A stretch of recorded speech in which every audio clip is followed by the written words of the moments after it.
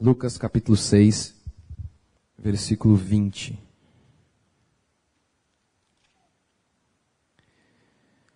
Então, versículo 19 ainda. E todos da multidão procuravam tocá-lo, porque dele saía poder e curava todos. Os irmãos lembram o contexto aqui? Diz o texto que uma multidão de pessoas se aproximou de Jesus Cristo e os discípulos estavam ali no meio.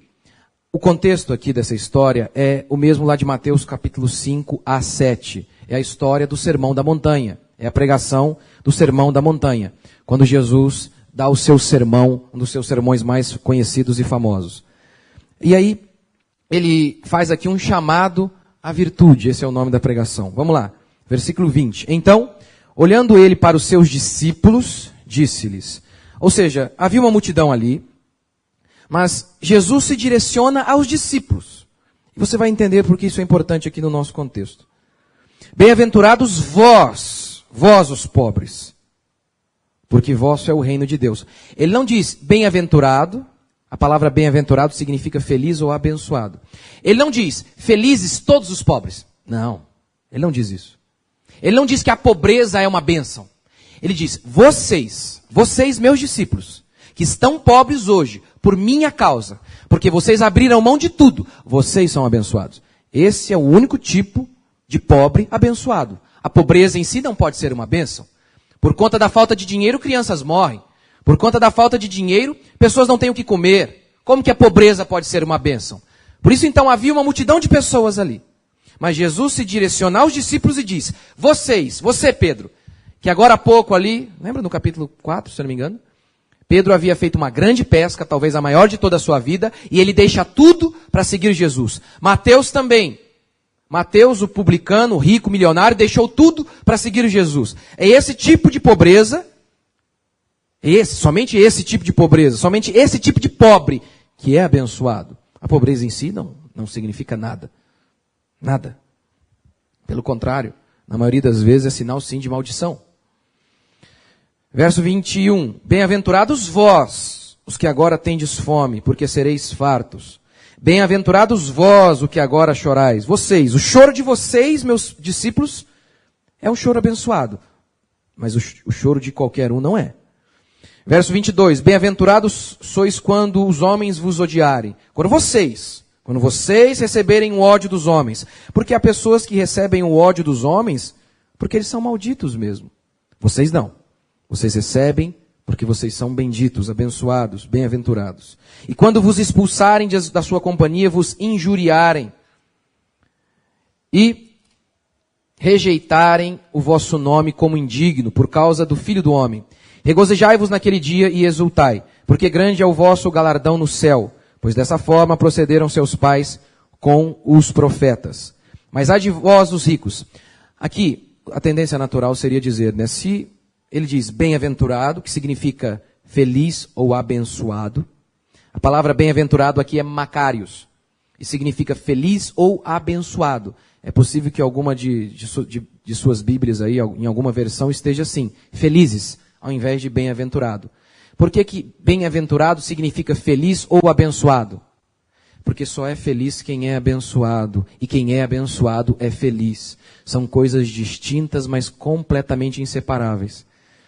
Então, se ele diz, bem-aventurados aqueles que estão nesta circunstância, o oposto do bem-aventurado é o maldito. Agora ele descreve um tipo de vida que é maldita.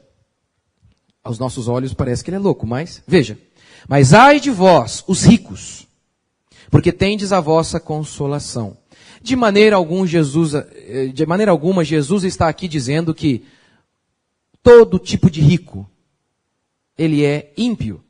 Não é isso, é óbvio que não é isso. Davi era rico, Abraão era rico, Salomão era rico e o próprio Deus fez Salomão enriquecer.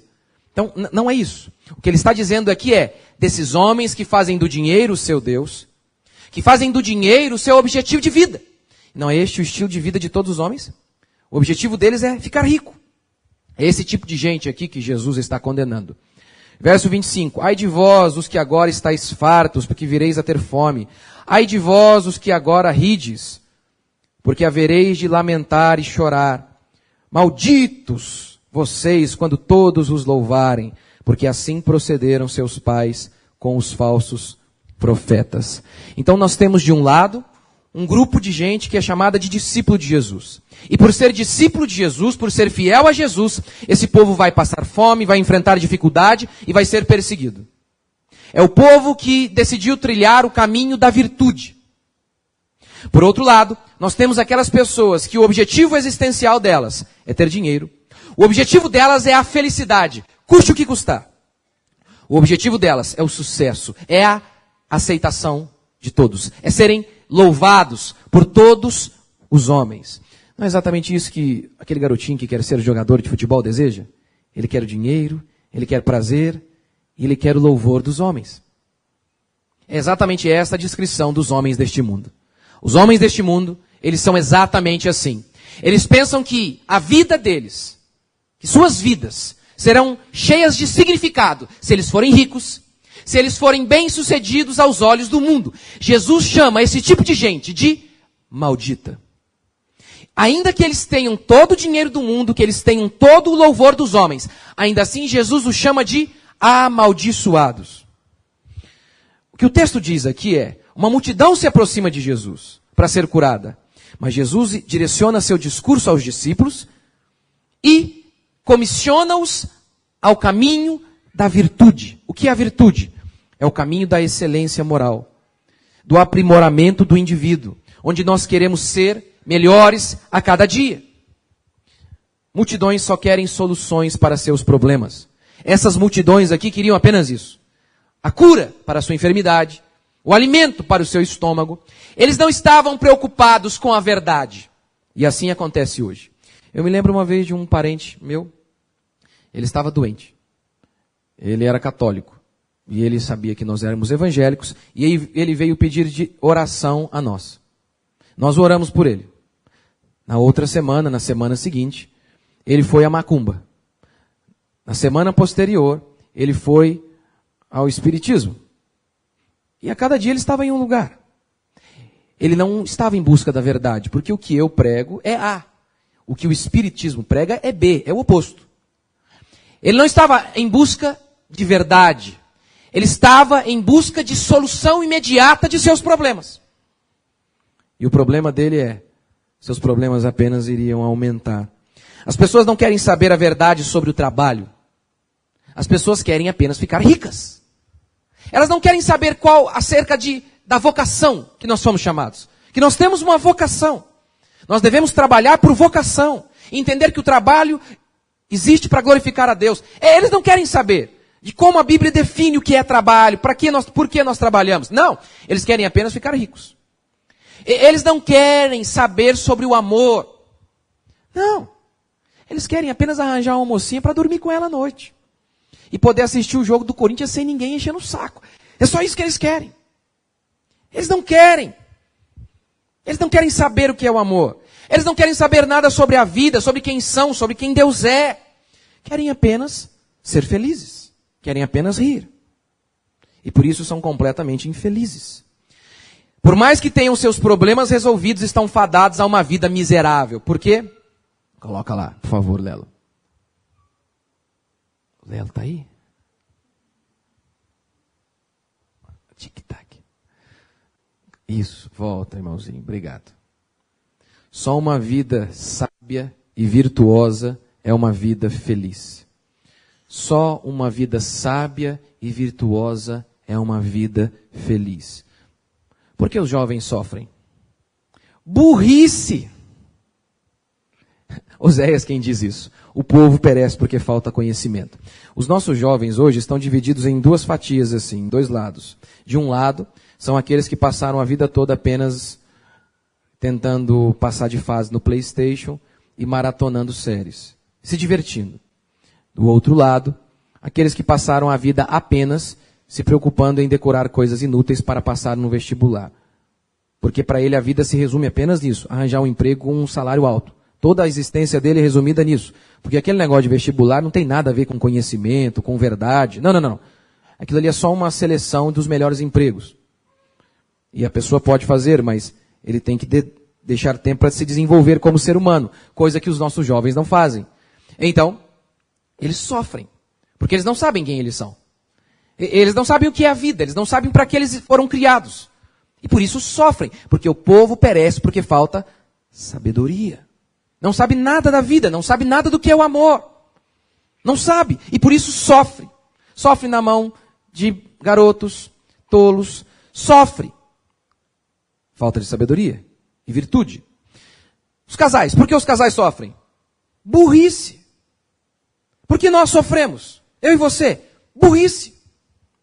Falta de sabedoria. E também de virtude. Virtude. Vou te dar um exemplo só. Um exemplo. Sogra. Sogra. O que vocês estão rindo, gente? Povo, é brincadeira, viu? Sogra traz muito problema para muita gente, não é? Ou genro, não sei. Né? Mas por que as pessoas sofrem tanto? Pastor, porque tem sogra que é o capeta mesmo. Talvez. Talvez. Mas, veja uma coisa. Veja uma coisa. A Bíblia diz que quem ama sofre pelo outro. Sofre. O amor tudo sofre. Então, você diz amar a sua esposa, a mulher que gerou a coisa mais importante que você tem na vida, seus filhos.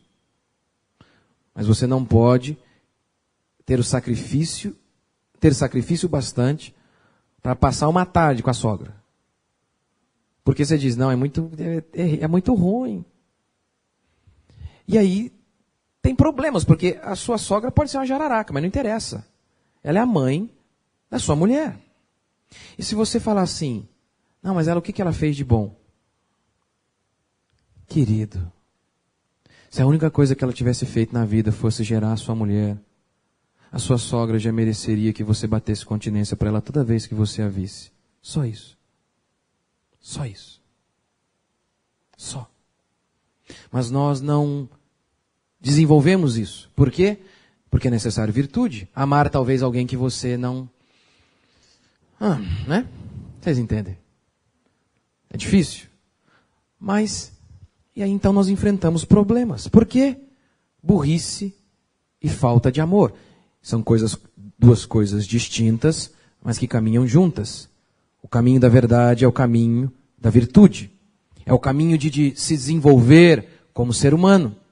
Somos infelizes porque não conhecemos as coisas. O povo perece porque falta conhecimento. Conhecimento. Sabe quantas pessoas eu encontro que são frustradas? Frustradíssimas. Porque ele se dedicou tanto na vida e não conseguiu fazer tudo o que ele queria. E aí ele se sente muito incapaz, ele se sente inferior. Isso é burrice. Isso é burrice. Sabe por quê?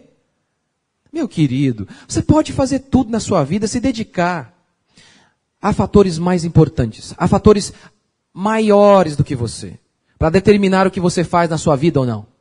Você não é essa coisa meio deusa, meio endeusado assim, que pode fazer o que quiser desde que se dedique. Não, isso não existe. Nós temos um destino, nós temos um chamado, nós somos limitados. Nós não fazemos o que queremos, nós estamos num contexto que Deus nos inseriu. Nós não podemos fazer o que quisermos, nós fazemos apenas aquilo para o que Deus nos chamou. Entender isso, saber que nós somos frágeis, limitados, que nós não podemos todas as coisas, nos faz aceitar melhor a vida que temos. Aí você não fica toda hora reclamando. Por que eu tenho esse carro? Por que eu moro nessa casa? Eu dediquei tanto. Por que meu marido é assim? Tem essa barriga. E eu... A gente não entende. Eu fico olhando e falei, gente... Eu fico pensando, falei, meu Deus, eu já era feio quando casei com a minha esposa. Você imagina, eu já não sou muito legal. Mas quando eu casei com a minha esposa, eu cantava uma igreja meio louca, a gente raspou a cabeça. Olha que coisa. Gente do céu, obrigado, Senhor, por ter me livrado. E na Gillette ainda. Pensa num trem feio. Dobra. Aí eu casei com a minha esposa. Eu falei, gente do céu, é muita misericórdia isso aí, né? Não, é misericórdia até casado, eu acho já, né? Muita misericórdia. Eu fico feliz com qualquer coisa. Ainda mais com a esposa abençoada que eu tenho. Eu olho para minha casa, eu olho as coisas que eu tenho. Gente, quem eu sou. O que eu posso fazer? Eu posso num instante estar vivo e no outro estar morto. O outro estar morto. Eu sou limitado. Eu posso apenas aquilo que Deus permite. Eu não posso todas as coisas. Apesar de os palestrantes de autoajuda afirmarem que eu posso qualquer coisa, é mentira. Não, eu estou limitado aos meus talentos, ao meu tempo. E acima de tudo, limitado pelo meu Deus. Mas a maioria não sabe disso. A maioria não sabe. E por isso se considera um fracasso. E por isso se considera um derrotado. Só por quê? Não sabe. Não sabe. Porque o povo perece, porque falta conhecimento. Veja o que a Bíblia diz sobre essa multidão. A Bíblia diz que Jesus perguntou: o que dizem aí acerca de mim? E os discípulos responderam: as multidões dizem que tu és João Batista, que tu és Elias, que tu és um dos profetas. Ou seja, eles nem sabiam quem Jesus era. Estavam ali com Jesus, ouvindo Jesus sistematicamente, não sabiam quem Jesus era. A multidão não conhece de nada. Os discípulos, entretanto, são essas pessoas que querem se desenvolver como seres humanos, que querem melhorar a cada dia, que querem ser cheios do conhecimento e cheios da virtude de Deus. Querem ser boas pessoas. Lutam contra seus pecados, contra suas cobiças e querem melhorar a cada dia. A cada dia. Este é o único tipo de vida que é feliz. Uma vida sábia e cheia de virtude. Uma vida sábia e cheia de virtude. Primeiro princípio. No caminho da virtude há uma cruz. Esse é o tema aqui das bem-aventuranças. Bem-aventurado aqueles que choram, que têm fome, que são pobres e que estão sendo perseguidos. Parece até um paradoxo. Ele diz: felizes os que choram. Então, na Bíblia há um tipo de sofrimento que está associado a um tipo de bênção. 2 Coríntios 1,5, veja o que diz. Porque assim como os sofrimentos de Cristo se manifestam em grande medida a nosso favor, assim também a nossa consolação transborda por meio de Cristo. Filipenses 3,10, Paulo diz que ele abriu mão de tudo. Para quê? Para o conhecer e o poder da sua ressurreição e a comunhão dos seus sofrimentos. Paulo diz: eu abri mão de tudo para ter comunhão com os sofrimentos de Cristo Jesus. Ou seja, há um tipo de sofrimento que está associado à vida cristã. Nós vamos enfrentá-lo. Isso é inevitável. Inevitável. E, no caminho da virtude, há uma enorme cruz. Somente o homem virtuoso é que está disposto a sofrer. É o homem virtuoso que é honesto. E neste mundo caído, ser honesto, inúmeras vezes, pode implicar em pobreza. Ser honesto pode implicar em perder dinheiro. Lembra daquele americano? Ele fazia bolo, ele era um confeiteiro, melhor dizendo. Ele fazia os desenhos e tal. E ele não aceitou fazer desenhos, bolos para festas de gays, onde ele tinha que fazer todo um desenho personalizado lá de gays. Ele não aceitou. Ele não fazia também Halloween, não fazia. Festa da bruxa, como é que eu vou fazer um negócio desse? Não que eu fique possesso na hora que eu faça, mas vai contra a minha fé, dia das bruxas, né? Assim como, por exemplo, eu usar uma camisa do bad boy. Eu vou ficar possesso ao usar a camisa do bad boy? Não, mas não tem nada a ver com a minha fé. Então ele não fazia. Resultado, ele perdeu muito dinheiro. E não apenas isso, levaram o seu caso ao Supremo, a Corte Suprema dos Estados Unidos. E o mundo inteiro ficou conhecendo a história dele. Então, os homens virtuosos, eles vão perder coisas, como esses homens aqui perderam, por seguirem Jesus Cristo. Tem um seriado na Netflix, você deve ter ouvido falar já, Breaking Bad. Já ouviu falar? Aqui, em português, livre, né? A tradução é A Química do Mal. A história é o seguinte: o cara tem câncer, ele é um professor de química, e ele descobre que ele tem câncer. E ele tinha levado toda uma vida aparentemente virtuosa, mas agora que ele descobre que tem câncer, ele vê que sua família vai ficar desamparada, então ele faz o seguinte: ele começa a fabricar droga para deixar uma herança para sua família. Sua esposa descobre e fica muito revoltada, se divorcia dele.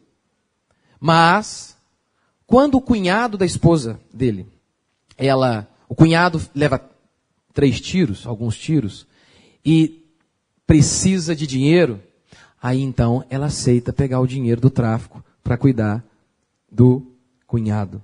Ou seja, a ideia aqui é, em caso de extremo sofrimento, a gente pode abrir mão da virtude. Essa é a ideia.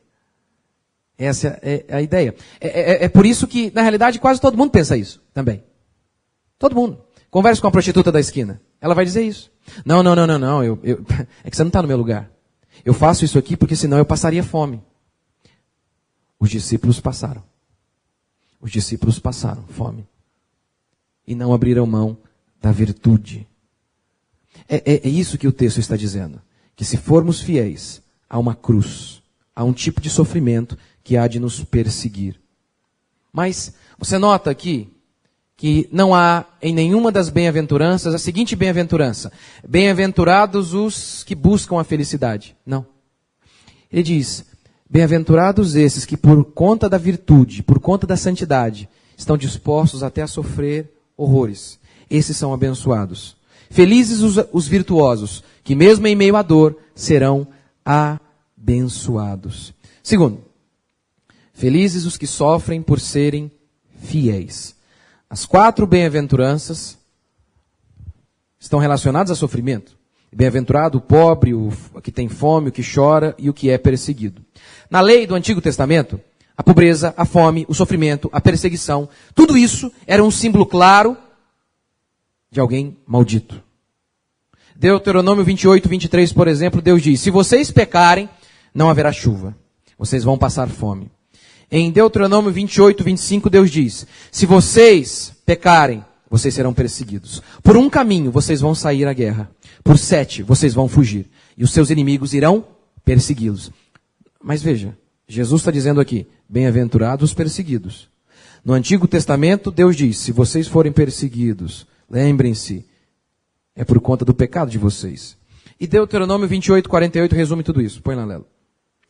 Assim, com fome, com sede, com nudez e com falta de tudo, servirás aos inimigos que o Senhor enviarão contra ti. Sobre o teu pescoço porá um jugo de ferro, até que te haja destruído. Ou seja, a lei resume o seguinte: se vocês pecarem, vocês enfrentarão a fome, o choro, a angústia e a perseguição. Jesus, entretanto, diz que os discípulos estavam enfrentando tudo isso e mesmo assim eram abençoados. Jesus está mudando a lei? De forma alguma. Antes de começar esse discurso, ele disse, em Mateus 5,17, eu não vim revogar a lei. O que Jesus está dizendo aqui, então? O que Jesus está fazendo aqui?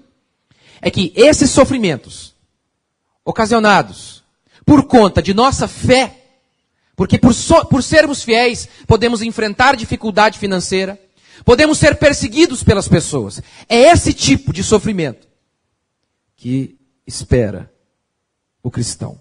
E nesse caso, nós não seremos malditos. Não seremos. Bem-aventurados vocês, meus discípulos, que são pobres porque foram fiéis. Bem-aventurado você, meu irmão, que está disposto a perder dinheiro, mas não está disposto a perder a sua fé. A não negligenciar a sua fé. Ah, mas pastor, isso aqui é o meu trabalho, isso aqui é a minha vida. Não. A sua vida é Jesus, é Ele quem te sustenta. É isso que Ele está dizendo aqui. É isso. A pobreza em si, como eu disse, não é uma bênção. Mas essas pessoas que sofrem privação, inclusive financeira, por serem fiéis a Deus, Ele diz, esses são abençoados. Esses terão a minha paz, terão a minha alegria, terão a minha mão sobre eles. Ele diz, bem-aventurados os que choram. Todos os que choram? Todo tipo de choro é bênção? Não. Ele não diz, bem-aventurados os que choram porque perderam o iPhone. Bem-aventurados vocês que estão tristes porque o seu amiguinho tem um iPhone e você não tem celular. E você se sente mal. Porque você vai para a escola e seu amiguinho tem um Nike e ele pagou 700 conto e você tem um Nick. Comprado da linha Aparecida. E você fica muito complexado com isso, porque seu pai é pobre. E você está triste por conta disso? Não, você não é bem-aventurado, você é maldito. Você se encaixa na segunda característica aqui. No segundo grupo. Ah, porque te chamaram de feia. Você está triste. Porque te chamaram de feia. Você acha que é esse tipo de gente aqui que Jesus está falando? Você está com estria agora. Porque eu tive filho e agora estou com estria. Agora estou deprimida, pastor. Agora eu estou deprimida. Depressão pós-celulite. Você acha que é esse tipo de gente que Deus está falando aqui?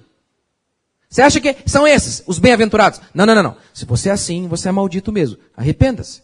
Gente, como que nós, inúmeras vezes, vivemos uma vida tão medíocre?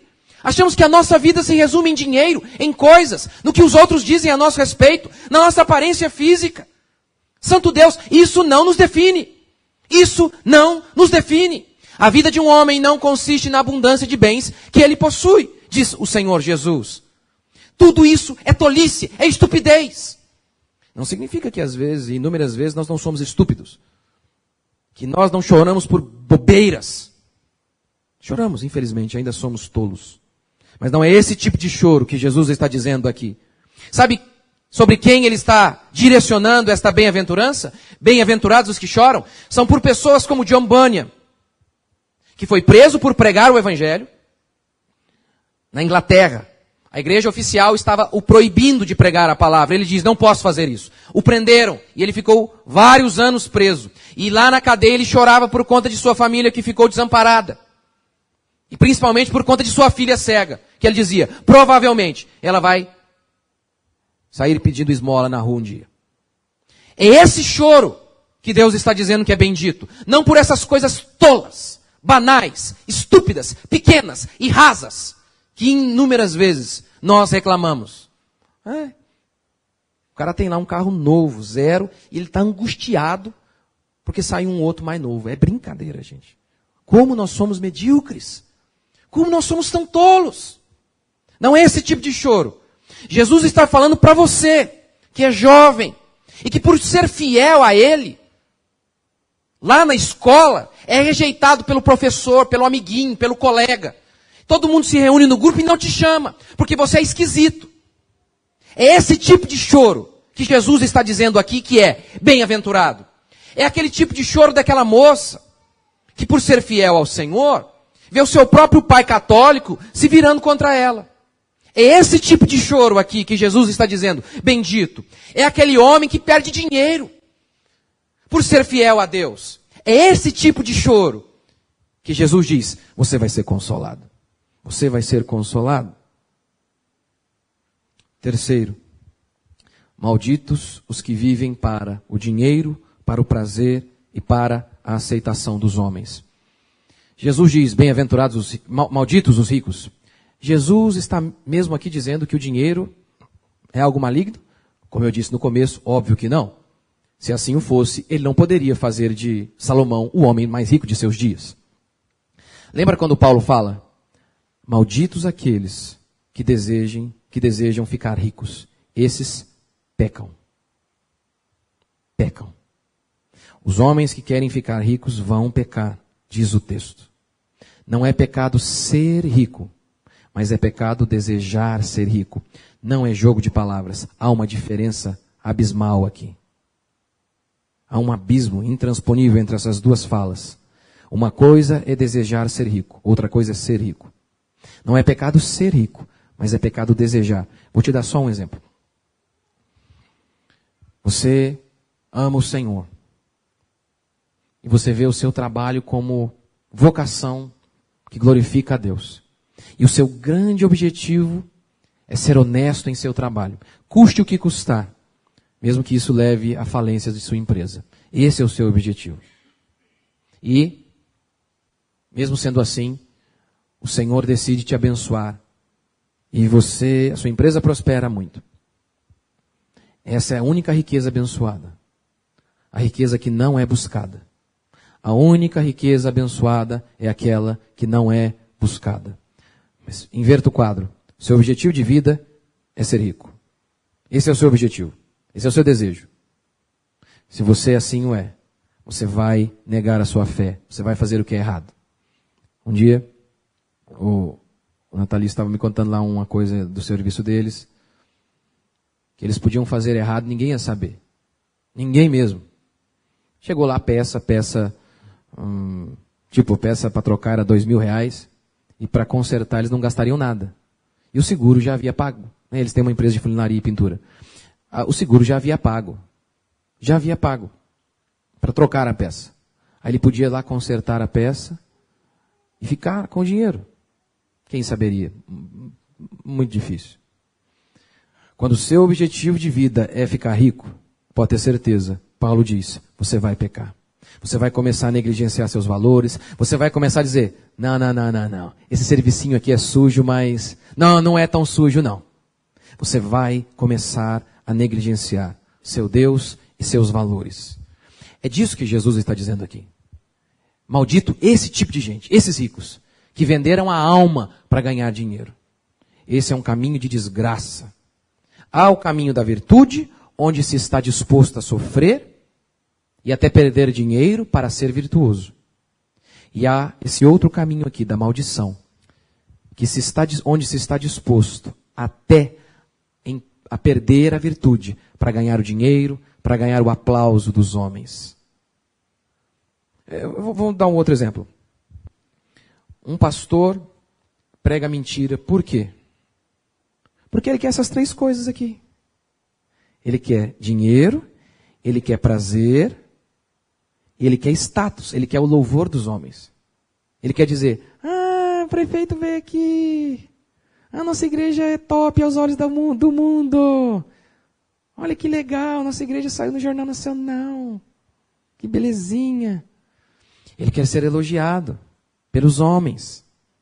E por isso, ele mente. Ele não anda no caminho da virtude. São malditos. Malditos aqueles que amam o dinheiro. Perdem o sono, perdem a família. E nunca é o bastante. Por mais que eles tenham, nunca é o bastante.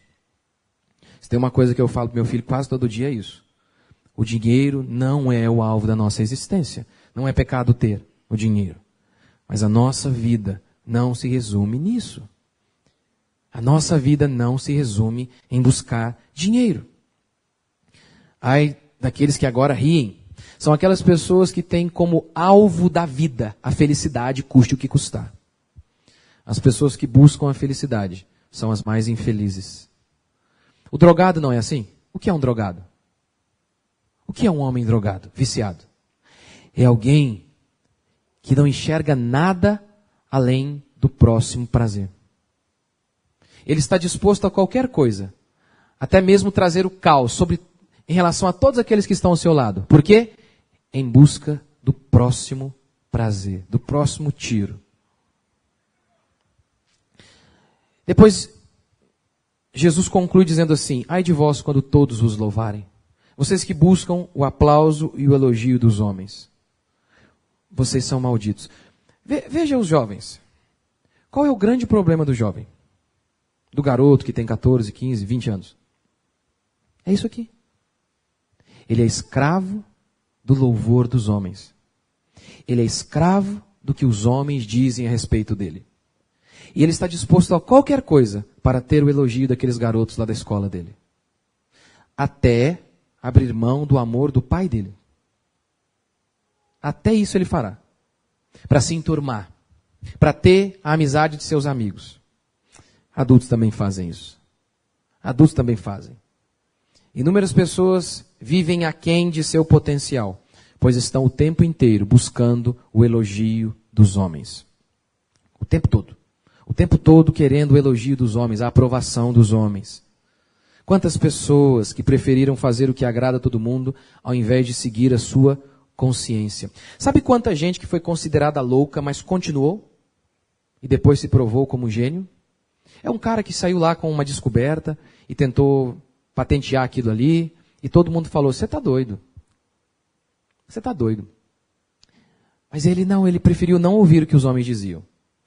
O que nós, como seres humanos, tendemos a fazer é o seguinte, nós temos certeza plena, absoluta, 100% de chance de que a grama é verde. Nós sabemos disso. Mas todo mundo ao nosso redor está dizendo que ela é rosa. Sabe o que a maioria de nós tende a fazer? Negamos a nossa razão, negamos a nossa consciência, só para ter o aplauso dos imbecis que dizem que a grama é rosa. É o que nós fazemos o tempo todo. O tempo todo. O tempo todo. Só para ter o aplauso das pessoas. Em inúmeros momentos. É isso que faz com que as pessoas vivam vidas medíocres. Vivam vidas medíocres. Sabe, é aquele cara lá que, na família dele, todo mundo é advogado e todo mundo ganha muito dinheiro como advogado. E aí, mas ele fala, não, eu não quero fazer isso. A minha vocação é outra coisa. E talvez a vocação dele é um serviço que não tenha tanto status assim como advogado, como direito. E aí o que ele faz? Ele nega a sua essência, ele nega quem ele é. Para quê? Para seguir e agradar todos os que estão ao seu redor. É uma escravidão. É uma escravidão inenarrável viver pelo aplauso dos homens. É uma estupidez que não tem tamanho. E é exatamente assim que inúmeras vezes nós vivemos. O tempo inteiro preocupado com o que os outros vão dizer. Preocupado com o que os outros vão dizer. É terrível isso. Você não pode servir a Deus. Você não pode ser fiel a Deus. Você não pode viver uma vida que vale a pena se você fica o tempo inteiro preso nesses homens que dizem que a grama é rosa. O tempo inteiro buscando a aceitação deles. O tempo inteiro buscando o que os homens têm a dizer a seu respeito. Quarto e último princípio. Os sofrimentos do presente, a glória no futuro. Veja comigo, por favor, o versículo 21. Bem-aventurados vós os que agora tendes fome, porque sereis fartos. Quais os tempos verbais que nós temos aqui? Bem-aventurados vocês que agora, no presente, estão passando dificuldade, estão sofrendo. Porque sereis, futuro, amanhã, vocês vão receber a bênção de vocês. Hoje meu filho estava lendo a história de Lázaro e do homem rico. Você se lembra? Os dois morrem. Lázaro, diz a Bíblia, ele era coberto de úlceras. São feridas. E diz o texto que os cachorros lambiam suas feridas. Então os dois morreram. O rico, diz a Bíblia, se vestia de púrpura, que era a cor dos reis. Os dois morreram. O rico e Lázaro. Lá, no seio de Abraão, estava Lázaro. Lá no inferno, o rico. Diz o texto então, que o rico queria alívio e tal, e não teve jeito. Resumindo, ele se deu mal. Ele falou, me ajuda aí, eu quero um alívio. E Abraão disse, não, lá na terra, você teve todos os prazeres. E Lázaro, todos os sofrimentos. Agora a história mudou. E aí, criança às vezes entende melhor do que a gente. Pega as coisinhas que às vezes a gente não pega. Quando meu filho perguntou, pai, o que é úlcera? Eu falei, ferida, tipo de ferida.